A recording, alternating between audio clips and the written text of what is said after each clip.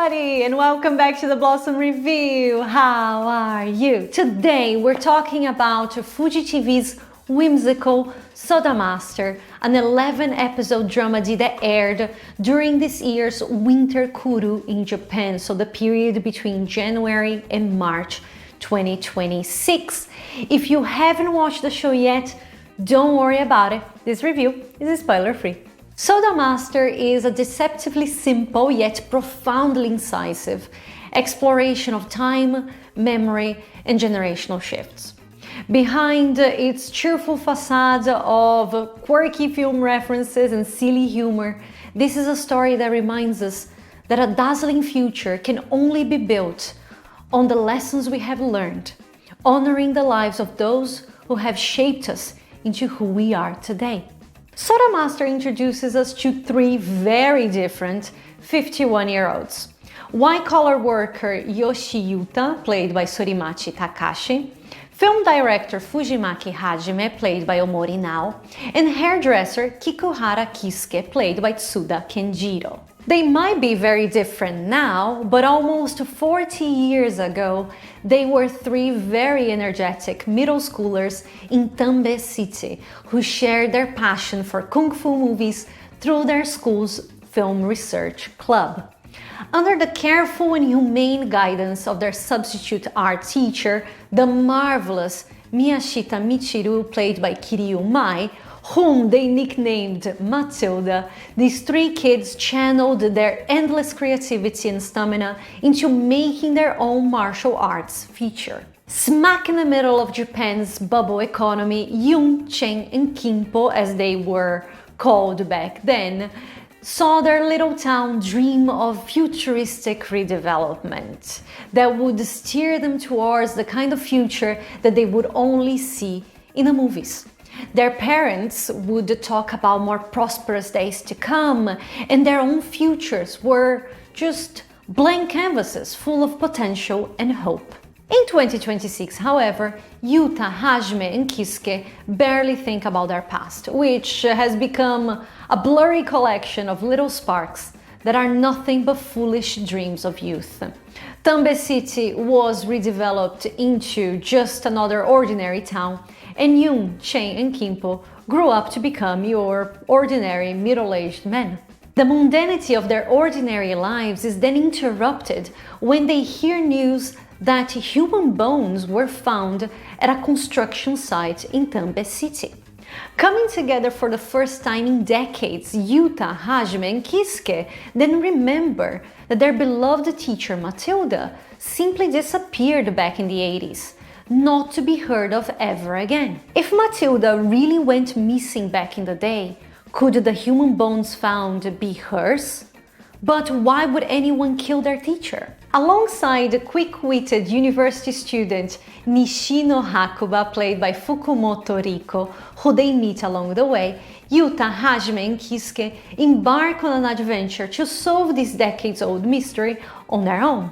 To find the answers they so earnestly seek, they will have to examine their memories, separate fact from fiction, and reconstruct the life of the elusive Matilda. Even though Soda Master makes a whodunit the backbone of its narrative, the goal here isn't to reveal the culprit's identity. The mechanics of this mystery are rustic and fairly simplistic, but they are a mere means to an end. In reality, Soda Master is a cleverly written human drama whose true strength lies in its character dynamics and development, its profound emotional resonance, and its sincere exploration of its themes. At the end of episode 2, as our main trio and their chaperone, as Hakuba ironically calls herself, accept their quest, Hakuba shares the real two questions that will guide the journey they are embarking on. Memory is memory, not fact. Everyone wraps things in their own veil and turns them into a story. When that veil is torn away, will we truly be able to look directly at it? And will we find hope beyond it? Soda Master starts as a sort of black and white photograph. Yuta, Hajime, and Kisuke's memory, or lack thereof, is composed of several different elements and individuals that are organized into a dynamic, yet initially muted whole. With every installment, our protagonists give color and clarity to each of these many players. As they slowly remove that veil, the Tambe city of their youth becomes ever more bustling with life. Its inhabitants, their family members, friends, neighbors, and teachers become ever more three-dimensional with every discovery and every reunion. This narrative is then built with layers, with every line of dialogue, every subplot, and every event complementing one another to create the whole picture we're looking for. As Yuta, Hajime, and Kisuke dive further and further into their memories, they realize how grief, fantasy, and innocence blend to recreate facts. There is always a huge gap between their expectation and reality, which is portrayed with playfulness, as this script transforms their passion for cinema into an active element of their characterization. The people they remember feel like illusions, ghosts of a faraway past that they are forced to resurrect. The passing of time takes on a very bittersweet quality, as they come to terms with the fact that even the joy and simplicity of their childhood hid a world of complex truths. Actually, Soda Master is a story about coming to terms with this inevitability. Time will pass. People will age, but not necessarily change. Memories will fade. While the world and society will necessarily evolve, that doesn't mean that the individual will. Aging doesn't automatically lead to growth. Some people will continue stuck with their old-fashioned beliefs, and most, if not all of us, will grow up to be someone we never expected to become. This is a story that refuses to romanticize the past, showing the prejudice, violence, and corruption that have always existed. 1988 was awful at times, but so is 2026. Soda Master raises the issues, contradictions, and hurdles that might have changed the shape, but still haunt us. Some antiquated ideas are now condemned and frowned upon, some aren't. Some people might have benefited from these ideas, while some might have lost their lives fighting against them. That's why our protagonists constantly find reasons to keep history alive, because remembering isn't instinctive, but an active exercise. The connection between past and present should be fostered, not idealized. A perfect illustration of that bond lies in the marvelous dynamics between Hakuba, Yuta, Hajime, and Kisuke, two totally different generations that refuse to clash and are willing to learn from each other instead. For a series with three middle-aged men as protagonists, it's fascinating to see how women have vital roles in this story.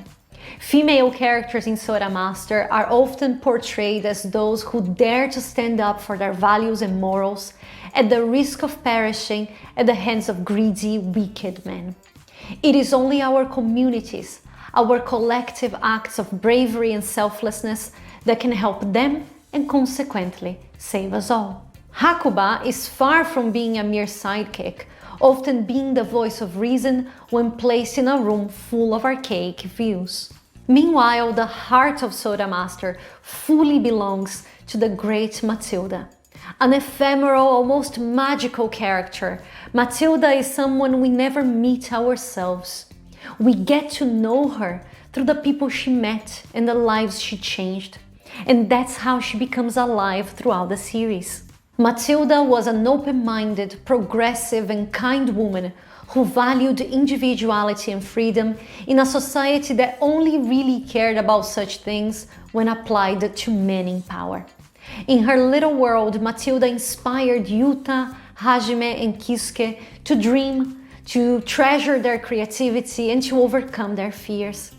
Mirroring the relationship between Hakuba and her students decades later, Matilda taught little Yun, Chen, and Kimpo to be brave and righteous, and found in them the courage she also lacked. She then lives on through Yuta, Hajime, and Kisuke, whose fates were completely influenced by her existence.